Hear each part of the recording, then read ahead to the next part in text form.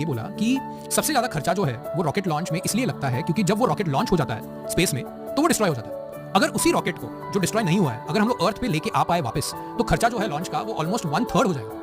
Right, so when he was thinking, जब वो सोच रहे थे इस प्रॉब्लम के बारे में, तो उनका थॉट कैसे चालू हुआ? उनका थॉट ऐसे चालू हुआ कि प्रॉब्लम क्या है कि मुझे स्पेस एक्सप्लोरेशन करना है। ओके, तो उन्होंने पूछा ठीक है मैं स्पेस एक्सप्लोरेशन क्यों नहीं कर सकता? इसका आंसर ये आया कि रॉकेट लॉन्चर्स बहुत एक्सपेंसिव है। तो उन्होंने पूछा ओके इसलिए मैं स्पेस एक्सप्लोरेशन नहीं कर पा रहा। तो उन्होंने पूछा कि फिर रॉकेट लॉन्चर्स एक्सपेंसिव क्यों है? तो जिसका आंसर जो है वो ये आया कि एक रॉकेट लॉन्च जो है उसमें 100 मिलियन स्पेंड है। तो उन्होंने पूछा 100 मिलियन स्पेंड क्यों होता है? तब उनको जाके समझ में आया कि ऑलमोस्ट 50 to 60 मिलियन इसलिए स्पेंड होता है क्योंकि वो रॉकेट डिस्ट्रॉय होता है। तो उनका सोल्यूशन ये आया कि क्या हम लोग रॉकेट को बिना डिस्ट्रॉय किए उसको अर्थ पे लैंड कर सकते हैं।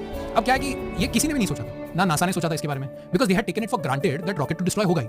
But when Elon Musk thought about this first principles, उनको ये समझ में आया सबसे बड़ा प्रॉब्लम जो था वो ये था कि रॉकेट डिस्ट्रॉय होता है, so can I spend about $1 billion trying to solve this problem, and he solved it. Now that every single launch में उनका अगर $50-60 मिलियन जो है वो सेव हो जाता है तो 20 रॉकेट लॉन्चेस में he will get back the money, which is the $1 billion